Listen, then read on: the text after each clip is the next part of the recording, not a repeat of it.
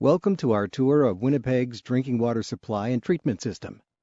We use leading-edge technology to treat the water as it passes through many stages, including coagulation, flocculation, dissolved air flotation, filtration, and 3 types of disinfection.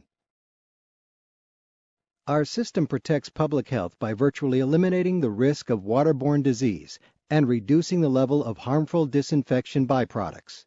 It also improves the taste, odor, and appearance of our tap water.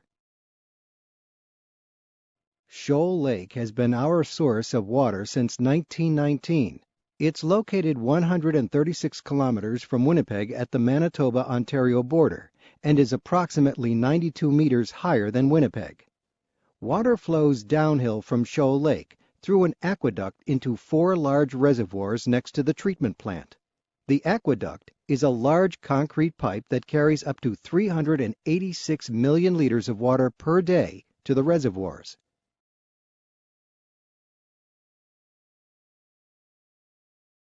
The reservoirs hold up to 8.8 billion liters of water, which on average is enough to supply Winnipeg for about 30 days. Water flows from the reservoirs through 2 large pipes into powerful pumps that move the water into the plant for treatment. This $300 million state-of-the-art facility features a highly automated system that monitors and controls a wide variety of instruments, mechanical equipment, and electrical equipment including 40 processors, 140 pumps, 2,300 valves, and 1,400 instruments. It can treat up to 400 million liters of water per day. In this first step, we add sulfuric acid and ferric chloride as the water flows into the plant. Sulfuric acid lowers the pH of the water and makes this stage of treatment more efficient. Ferric chloride, a coagulant, causes the naturally occurring particles of organic material in the water to attract each other. The water enters flocculation basins, where large mixers slowly stir the water, causing the particles to collide and stick together, creating large clumps. Now that large clumps have been formed in the water, the next step is to remove them. We do this in dissolved air flotation tanks. We inject a stream of water, supersaturated with air, into the flocculated water which is flowing into the bottom of the tanks. Tiny air bubbles are released into the water and carry the clumps to the top of the tanks. Skimmers remove the floating clumps from the surface of the water. The clumps are pumped to an area for further processing. The treated water is collected from the bottom of the tanks. The water flows from the dissolved air flotation tanks to chambers where ozone is added. This step, called ozonation, does 3 things. It provides the first level of disinfection by destroying most of the harmful bacteria. It improves the filter performance in the next treatment stage, and it improves the taste and odor of the water. We make ozone by applying electricity to liquid oxygen. At the end of the ozone chambers, we add sodium bisulfite to the ozonated water to remove any leftover ozone.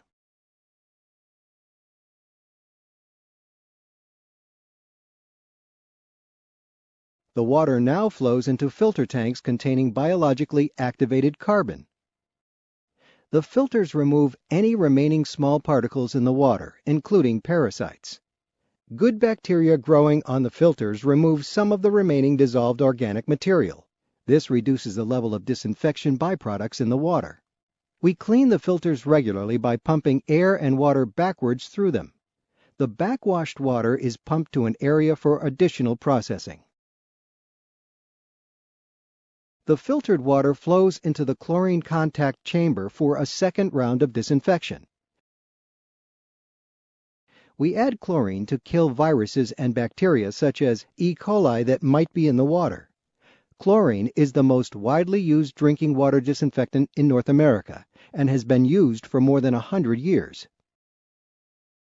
We then add sodium hydroxide to bring back the pH of the water close to the original level. The water flows from the chlorine contact chamber into an underground reservoir called the clear well. We disinfect the water once again using ultraviolet or UV light. We pump the water through 6 stainless steel chambers, each containing 9 ultraviolet lamps.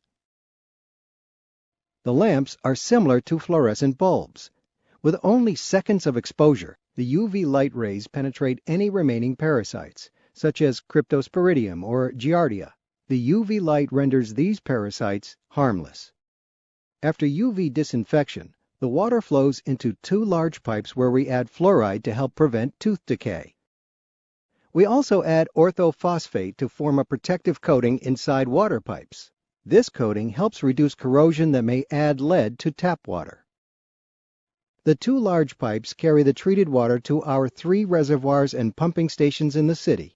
We add chlorine again as the water is pumped into the distribution system to ensure that the water remains disinfected until it reaches your tap. The final stage of treatment is to deal with the materials removed from the water by the treatment processes. The backwash water from the filters is allowed to stand until the solid materials settle.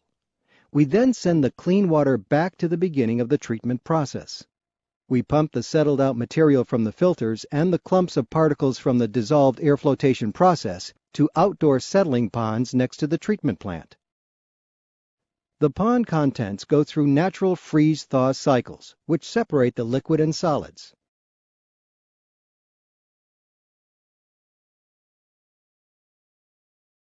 We pump the liquid into Winnipeg's sewer system for wastewater treatment and take the solids to the landfill for disposal.